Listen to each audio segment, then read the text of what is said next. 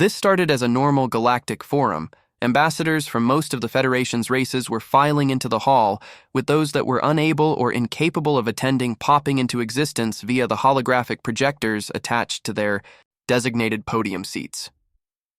Once the niceties and greetings were done, the auditorium fell silent as the ambassador of the Kartosh walked up to the speaker's podium.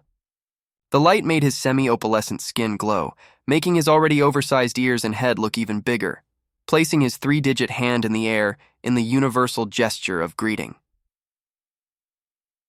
Salutations, my fellow ambassadors. The Kartoshian ambassador started. As you all know, our Federation is constantly seeking to help and uplift our fellow member species where and when we can. A few quizzical looks from the spectators gathered showed that this was a fundamental truth. However, we only work to our specific strengths, so that we can ensure that every species has a place, a role, and thus, security within the Federation. By this time, there were a few more mildly confused looks from the different member species, wondering where Ambassador Trake was going with this. So now, my fellow ambassadors, why then do we allow the members of the Terran Unity Front to continue wearing their near-Earth regulatory frames when dealing with us?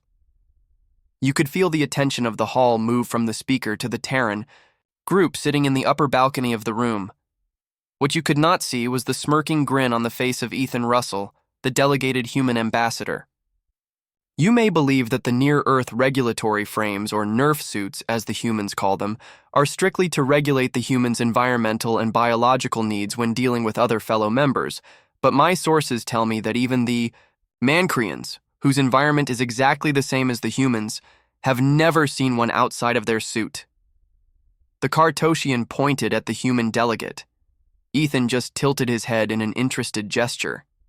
The Kartoshian continued, I have investigated and documented situations where there is no doubt that these humans are trying to deceive us.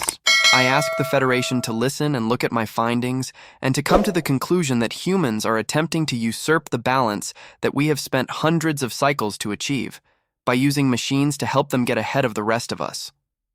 Does anyone second this? The Kartoshian looked around at the others around him.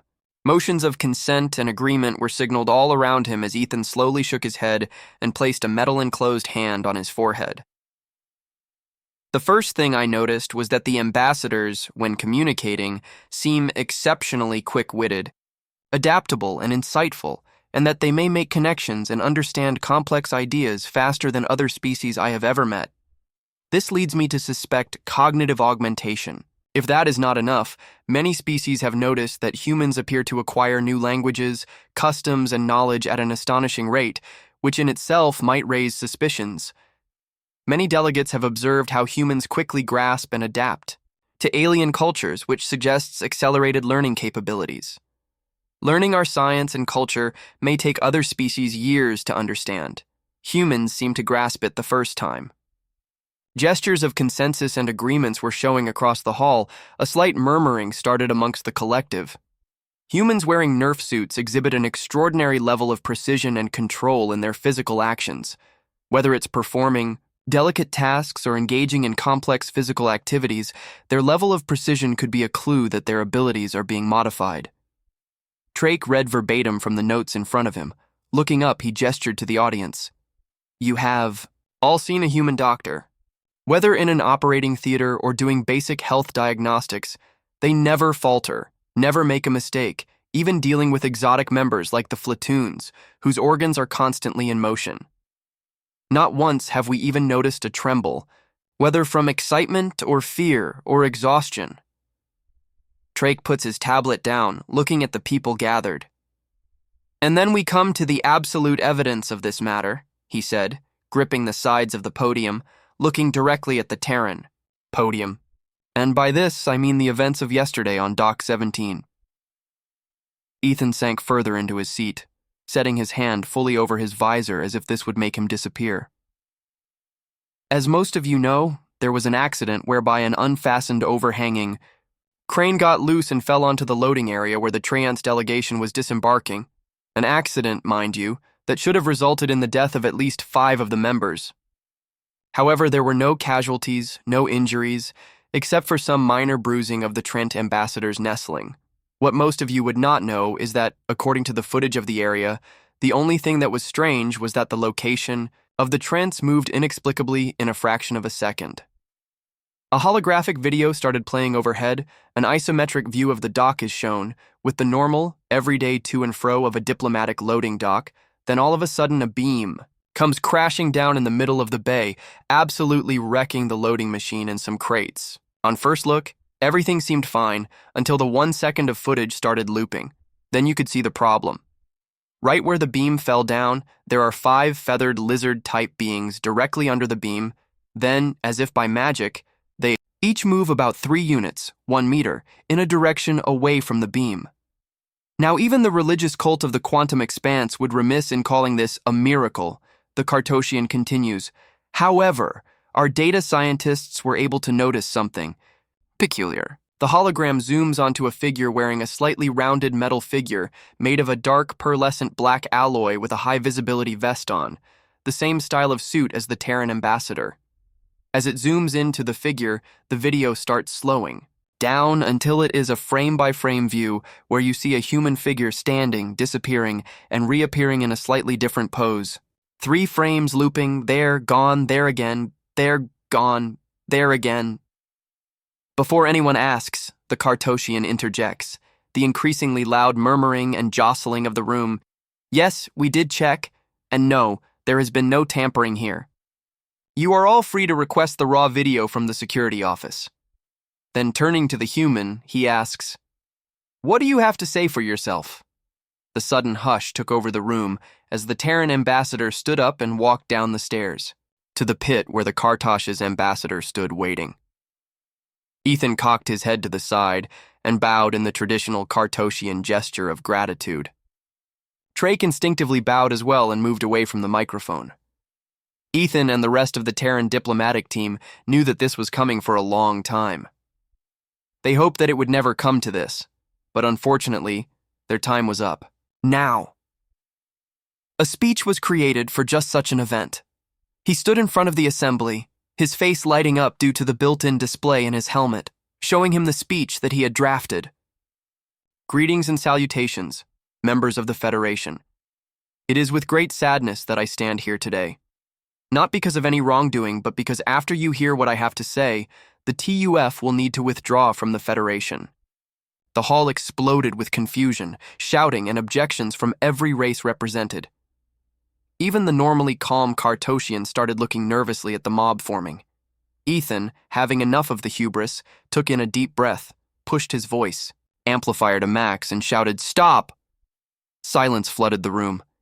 Even the most aggressive race's ears flattened, the Marak's skin faded to black, and the ectoplasmic tresiums lost control of their forms, falling into puddles in their seats. Drake felt a moment of lightheadedness, all from the sheer demonstration of aggression from the Terran, who, to his knowledge, has never even raised his voice. "My apologies," Ethan continued, "but there is a good reason for this." Ethan looked around, noticing some of the ambassadors signing off on the holopads out of fear or confusion. He couldn't tell. About 300 standard cycles ago, we discovered signals coming from the Federation. At first, our world could not hold on to our excitement. There were factions that feared the implications of the signals, but most of us were elated to know that we were not alone in the universe. Our scientists analyzed and investigated the information, noting that the data was a bit slow. Our astrophysicists hypothesized that this could be a time dilation caused by unknown space anomalies, and that if we wanted to get the truth, we would need to investigate further. Ethan continued, "Imagine our surprise when we found out that the data we were getting was, in actual fact, in real time. By now, we had decrypted the Galactic Common Language, the gist of your Federation's roles and activities, and realized that if we wanted to be part of this, we needed to change. You could have heard a pin drop. The assembly was now looking at the humans with mild skepticism. We discovered that our perception of time was 10 magnitudes faster than yours, and our physical strength was greater still. We could dominate your species in almost every aspect, so in order for us to join the Federation, we needed to reduce our abilities so as not to disrupt the current balance. This means that, in certain ways, yes, we have augmented ourselves, but not just to improve. Ourselves, as you will soon see. He turns to the holo projector. A detailed schematic of the NERF suit appeared, and Ethan continued his speech. The suits are equipped with advanced augmented reality, AR displays, integrated into the helmet visor. When not actively communicating with aliens, users can access a vast array of information, including holographic, entertainment, educational content, and even virtual tours of alien worlds. These AR interfaces provide endless opportunities for learning and entertainment, reducing the sense of boredom during idle periods. Due to the massive difference in our time experience, humans tend to find a lot of time between speaking and waiting for our replies.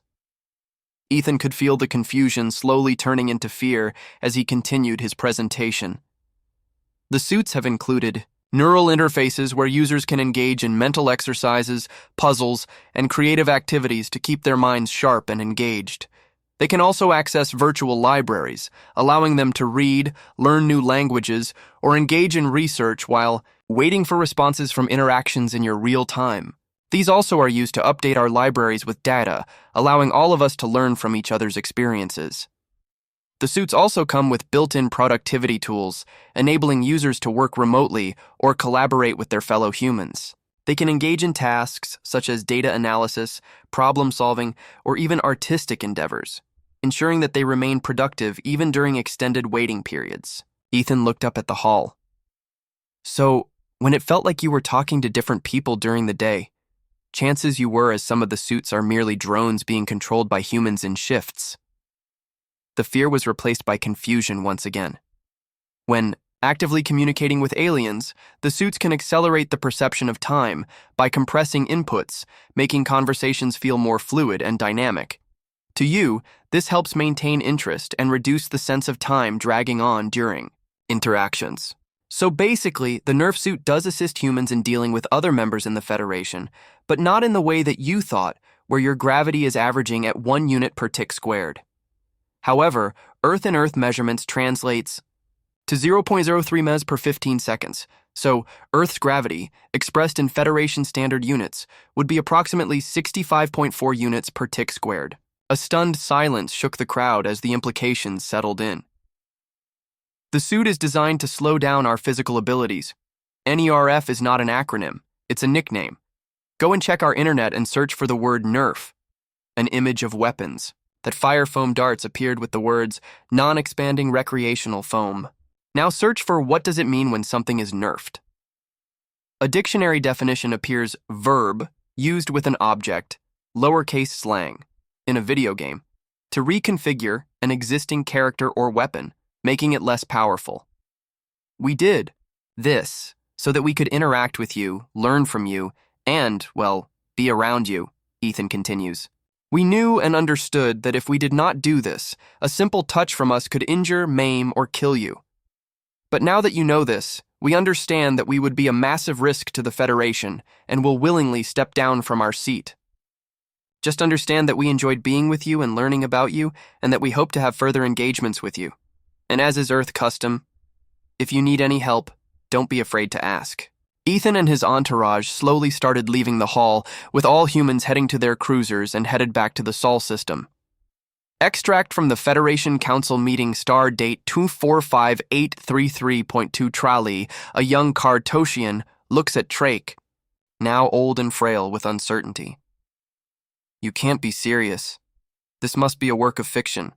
No sentient species could ever be like that or live under such gravity. It's impossible. The new ambassador of the Cartosian race looked at her mentor with fear and confusion. Not only is it true, but I was there, the ancient. One looked at the Cartosian in her full body armor. It had been 200 orbits since Cartosians had been in a war, 35 orbits since the humans left, and 3 orbits since the DEATHWORLDers started their war of conquest. Were the humans still out there? Would they be willing to assist? Ha ha. Time will tell, Trake thought to himself. A hyper-transmission was sent to the Sol system, requesting no, begging for help. And almost as soon as they sent it, they received an answer. Drake found himself face to face with Ethan Russell. "By the trees! You look like you have not aged a day," the Cartoshian spat. "Hey there, old buddy. It's been a while." The new ambassador, War Chamberlain, instantly recognized the face in front of him, the exact same face from the report he just read. More impossibilities. "So, I see you guys have your hands full at the moment." Ethan looked like a Cartoshian ape who stole a fruit, all innocent but with something hiding behind it. "So, you know of the DEATHWORLDers' war?" the junior exclaimed. "Why do you not help us?" The audio continues even though the human stopped speaking. "Remember, we stepped away from the Federation, and we did in fact tell you that if you needed help, you just need to ask. But don't for a tick think that we were idle." The grin on the human's face made the Cartoshians think back on predators, on their cradle world, and sent a collective shiver down his back. "Yes, please help us." Trally looks at her grandfather, beseeching that he mediated this in any way that he can. She sees a strange look on his face, one ear perked up as if trying to decipher something. "You already did something, didn't you?" he says, looking at the pink and hairy face on the monitor. "You knew we were going to call you, and what did you do?" The man from the TUF couldn't keep it in anymore as he started laughing as he brought a small metallic box into view, lying on a face-up palm. With the other hand, he pushed the button. At first, nothing happened. Then messages started pouring in from all over the galaxy. DEATHWORLD battalions, ships, and cruisers were instantaneously turning into balls of molten slag. Nothing survived the war that they were losing for most of Trally's life, had ended in a fraction of a tick. "You're welcome," the human smirked, and then he laughed. "Enjoy next amazing story." The Shoka, the undisputed leaders of innovation within the Galactic Federation, had shaped the galaxy for millions of years. From hyperdrive engines to holographic display panels, their sleek, noiseless, and flawlessly efficient technology was the envy of every sentient species. So when the Federation inducted humanity, an energetic but relatively primitive species, the Choka had anticipated awe, gratitude, and perhaps even some reverence. What they got instead was endless complaints. The amphitheater of the Choka. Emergency Research Council was a marvel of clinical precision, a testament to their species' obsession with order and functionality. The chamber's circular design radiated mathematical perfection. Each tiered seat spaced precisely 1.25 units apart, ensuring optimal visibility and acoustics for every attendee. The surfaces, made of a silvery, non-reflective material, absorbed excess sound waves, leaving the room eerily silent until someone spoke. Suspended above the amphitheater was a breathtaking array of pulsating force fields, arranged in intricate, geometric patterns. These fields shimmered with vibrant colors, shifting hues to reflect the collective mood of the council. When calm, the colors were cool and steady blues. When debates grew heated, the fields flared into brilliant oranges and reds, casting dramatic light over the assembly. The council chamber was kept immaculately clean, its air filtered through advanced scrubbers that removed even the faintest particles of dust or bacteria.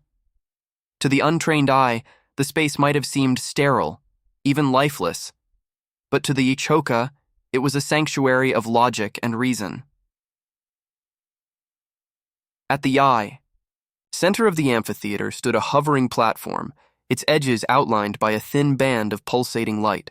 It was here that presenters would stand, suspended above the floor in full view of the council. Behind this platform loomed a massive display screen, capable of projecting holographic simulations, schematics, and data feeds with unparalleled clarity. The amphitheater's atmosphere was cold, almost unnervingly so, a deliberate choice by the Choka to keep their bodies cool during prolonged sessions. The air carried a faint metallic tang, the byproduct of ionized particles from the force fields overhead. Seated in their designated pods, the council members themselves were as pristine as their surroundings. Their metallic forms, polished too, a mirror sheen, glinted softly in the shifting light. Each member's neural interfaces glowed faintly, connected to the central system that ensured all data was shared instantaneously. Yet despite the grandeur of the setting, an undercurrent of unease rippled through the council. The vibrant force fields flickered between yellow and green, a rare color combination indicating confusion. For the first time in eons, the Choka faced a problem that couldn't be solved by their unparalleled intellect alone. This was the chamber where perfection was dissected and reimagined. Today, however, they were grappling with the inexplicable, humanity's baffling preference for clicks, clacks, and dings. Zalshin addressed the assembly. "We are the Choka. We are perfection incarnate. Yet this human problem persists. Every department, report!" In the center of the amphitheater, the hovering platform shimmered as a hologram materialized. It was the projection of Florik, the Joka chief engineer, their metallic form rendered in a faint blue sheen. Around them floated an assortment of tools in an anti-grav field, each gleaming with the smooth perfection typical of Choka craftsmanship. Florik's voice, calm and clinical, resonated through the chamber. "The humans," they began with a weary sigh, "are rejecting the new hyper-spanners.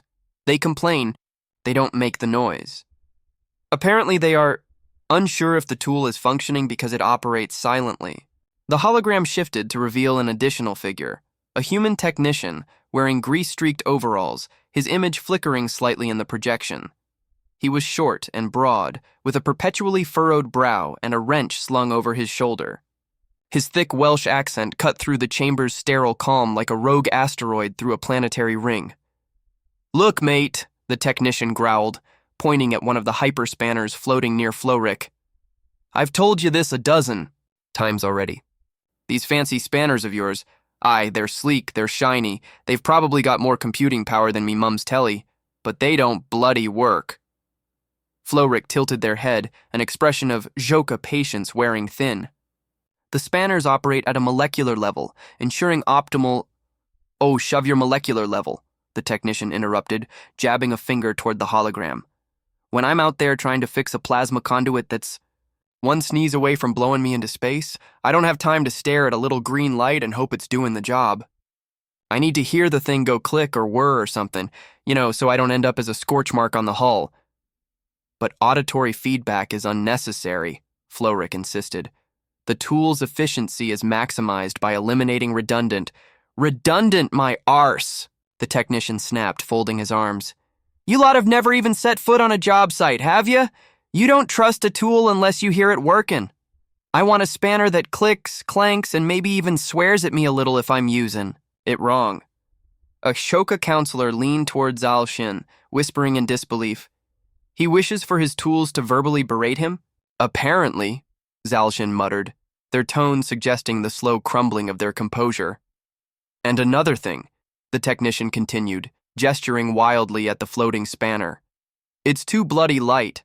A proper spanner should have some heft to it. You can't swing this thing properly. It's like trying to fix a starship with a feather duster." The council erupted into murmurs. One Choka technician fainted outright, collapsing into their pod. Florik's shimmering. Form flickered as they adjusted their posture, clearly struggling to maintain their usual calm. "Human engineer," they said, as if the word itself were an insult. "Your demands are illogical. Adding weight and sound will reduce efficiency." "And it'll improve me sanity," the technician shot back. "You lot keep prattling on about efficiency this and perfection that. But let me tell you, perfection ain't worth a damn if it makes you feel like a right prat while using it, and it feels like it's gonna crumble in me hands." He leaned closer to the hologram's edge, squinting directly at Florik. "Now, you either give me a spanner that makes a satisfying click when I use it, or I'll start fixing these plasma conduits with me bare hands. Your call." With that, the technician's hologram vanished, leaving the chamber in stunned silence. Florik turned to the council, their blue-hued projection now faintly flickering, as though their own programming were beginning to glitch under the strain. "This is the level of irrationality we are dealing with." Zalshin rose slowly, their form glowing with a faint orange hue of consternation. "And yet, they do seem to achieve results with this irrationality. Perhaps we must—" They paused, the words catching like a burr in their throat. "Adapt." A low hum of discontent rippled through the council. The Choka had never adapted before. The very notion bordered on sacrilege. Preposterous, someone hissed. Another holographic recording flickered to life. This time it featured Grobas, a veteran engineer with a reputation for being both meticulous and mildly exasperated. Grobas had a slightly bulkier frame than most Choka, his metallic plating bearing the subtle dents and scratches of years spent in the field.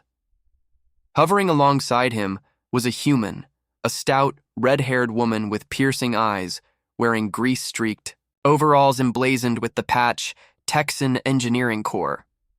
Grobas addressed the council first, his tone weary but precise. Esteemed councilors, I present the second in a series of troubling human anomalies.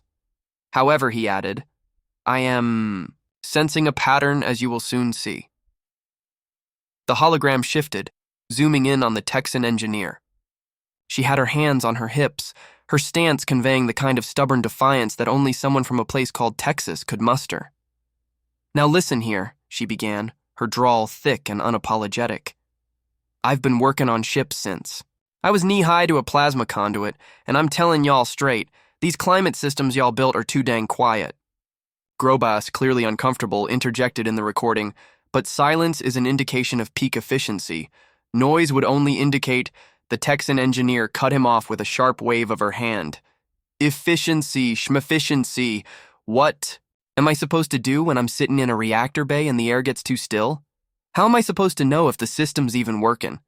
A quiet system's just waiting to stab you in the back. Grobas blinked slowly in the recording, his metallic eyelids clicking faintly. The system provides constant readouts on all functionality. Surely you trust the instrumentation. She rolled her eyes so hard that even her hologram seemed to groan. Look, sugar, I've been around enough tech to know that a readout ain't worth a damn if you ain't got the sound to back it up. It's like making sweet tea without the sugar, just plain wrong. The chamber, now fully engrossed in the recording, watched as the Texan leaned closer to Grobas. Her expression softened slightly, as if she were trying to explain a universal truth to a particularly dense child. Y'all need to give it a little hum or a hiss, something that lets you know it's there. You can't just rely on these silent gizmos. That's how you get yourself spaced, darlin'. The recording paused as Grobas addressed the council directly, his tone straining to remain neutral. Counselors, the humans are suggesting we intentionally de-optimize our climate regulation systems to produce background noise. They claim this will ensure trust in the system. Another murmur of outrage rippled through the chamber. One counselor shot to their feet, their metallic body glowing with faint red agitation. They wish us to sabotage our designs? Preposterous. Why should we add flaws to perfection? Grobas gestured toward the still image of the Texan engineer, frozen mid-lecture, her face radiating indignant confidence. Because, esteemed counselor, they insist this flaw is a feature. The amphitheater descended into chaos, force fields, above flickering between yellow, orange, and deep red. Grobas raised his manipulatory appendage again, his voice barely cutting through the din. If I may, he said, his tone heavier than before. The humans have a saying, one they repeated, to me multiple times during this interview. The council fell silent, their attention riveted. Grobas sighed, as though the words physically pained him. They said, and I quote, if it ain't broke, don't fix it. But if it ain't noisy, it probably is broke. The amphitheater erupted again, the force fields above flashing blindingly orange-red as the Shoka Council struggled to reconcile this baffling piece of human wisdom. Gasps echoed through the room. A Shoka technician fainted in the corner. The council chamber dimmed slightly as the next holographic projection took shape. Ziltok, head of personal interfaces, hovered into view, their sleek insectoid frame accented by a shimmering aura of bioelectric light. Beside them floated a demonstration unit, a small, sleek panel designed for touchless holographic input.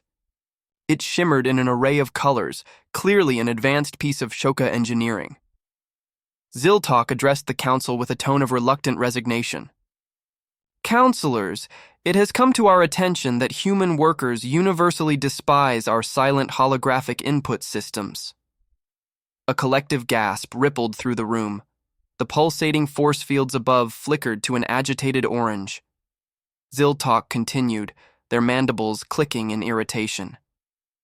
Despite these systems being light years ahead of their antiquated mechanical input devices, humans claim they miss the clack. Zalshin, the presiding chair of the council, leaned forward, their form glowing faintly with confusion. Define clack. Ziltok's antennae drooped slightly as though delivering this explanation physically pained them. The clack refers to the sound of primitive mechanical components, striking one another during use. It is the auditory result of inefficiency, friction, and archaic design. Humans claim this. Ziltok's tone turned incredulous, improves focus and provides them with joy. The force fields pulsed between yellow and red as murmurs spread through the chamber. Joy? Zalchin repeated, their voice strained as though tasting a foreign and unpleasant word. They find joy in the sound of inefficiency?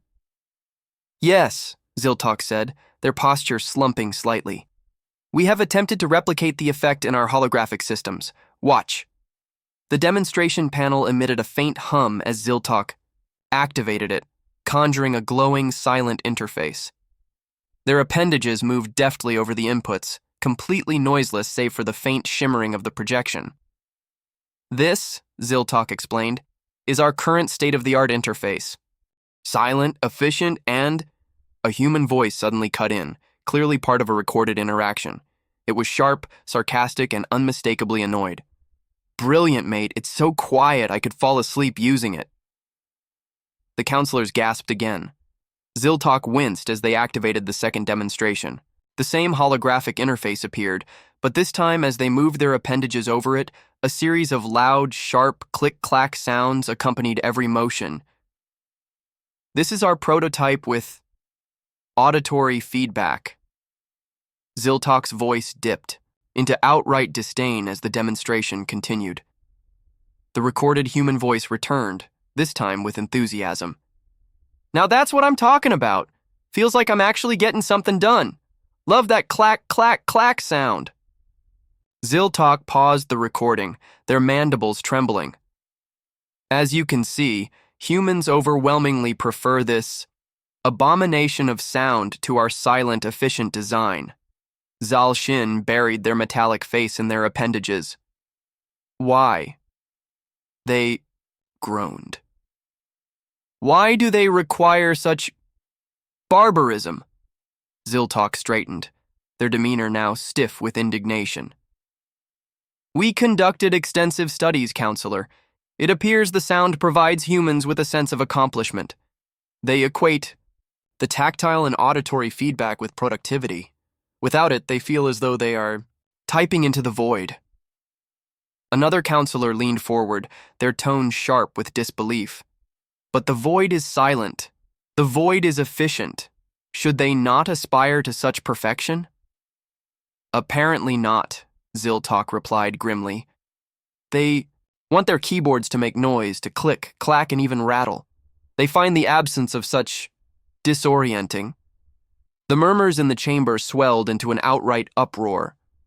One counselor stood, their form radiating bright red with indignation.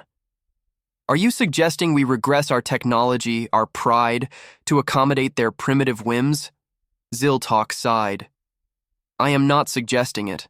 I am simply stating that without clack, humans will refuse to utilize our systems. Zalshin raised their manipulatory appendages to restore order, the force fields flickering back to a subdued yellow. We must deliberate on this matter. Surely there is a way to meet their irrational demands without compromising our integrity. Ziltok hesitated, then added in a voice so low it was almost inaudible. They also requested we add a clicker to the end of the stylus. The room fell silent. The force fields dimmed to an ominous contemplative purple as the council collectively contemplated the baffling enigma of humanity. Understanding the problem, Zalshin silenced the room with a sharp wave of their luminous appendage. Enough. Clearly, this is not incompetence, but some deep-seated flaw in human psychology. We must understand it. Summon the Terran ambassador. Moments later, Ambassador Emily Hart, a middle-aged human with a sharp suit and a sharper smile, entered the chamber. Ambassador Hart, Zalchin began, their tone exasperated. Why does your species reject superior technology in favor of archaic sounds and sensations? Emily tilted her head. You mean, why do we like clicks, clacks, and dings? Precisely. Emily smiled. It's simple, really. Humans need feedback. Something visual, auditory, or tactile that tells us, yes, this thing is working. Without it, we're left wondering if the task is actually complete. It's psychological reassurance. Zalchin narrowed their eyes. You do not trust the technology? It's not about trust, Emily explained.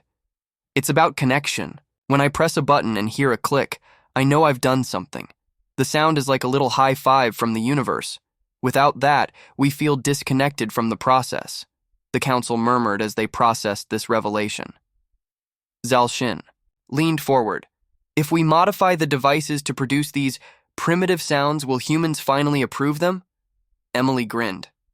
Guaranteed. Thus began the Shoka's most challenging project to date, creating the first audible and tactile technology in their history. Hyperspanners were fitted with tiny internal motors to produce satisfying whir-click sounds. Climate control systems were retrofitted, with gentle hums and occasional comforting dings. Keyboards were redesigned with customizable clack intensities. And styluses? The Shoka added weighted tips and a loud, unnecessary clicker at the end. The first batch of modified tools was presented to a human engineering crew aboard the Federation flagship Celestial Voyager. Engineer Mike, a burly human, with grease-streaked overalls and a perpetual smirk, picked up the newly designed hyperspanner. He activated it, and the tool emitted a sharp click whir. Mike's face lit up like a fusion reactor. Now this is what I'm talking about! The human crew erupted in cheers. Within moments, they were testing the devices with childlike enthusiasm, clicking styluses and clacking keyboards as if the engineering bay had transformed into a festival. In the observation deck above, Zalchin stood frozen, their bioluminescent glow pulsing erratically. They are overjoyed. Emily, the stout, red-haired Texan engineer who had spearheaded the collaboration, leaned casually against the observation panel. Told you, she said with a grin, add some clicks and clacks, and we'll conquer the galaxy together. In the aftermath, the modified tools became an overnight sensation. Productivity across human sectors skyrocketed, with engineers reporting unparalleled focus and satisfaction. Other species, curious about the bizarre appeal of auditory enhancements, began requesting their own primitive or retro tech. The Shoka, long considered the epitome of silent efficiency, found themselves designing tools that clicked, clacked, and dinged. They begrudgingly updated their motto: efficiency is perfection, but a little noise doesn't hurt. And thus, the galaxy learned that sometimes the sound of progress wasn't silence, it was a satisfying click. After the council's decision, an invitation arrived at the Black Shoka High Command. The humans proposed a cultural exchange. Zalchin, still recovering from the auditory assault of the engineering bay, read the invitation aloud to the council. The humans wished to host a demonstration of their most cherished art form, something called music. Grobus leaned over to Floric, whispering, "Music? I dread to think what that sounds like." Floric, still haunted by the human fascination with clacking keyboards, sighed. If it involves as much noise as their tools, we may need reinforced auditory shields. Emily, joining via hologram, smirked. Oh, it's not just noise, it's magic.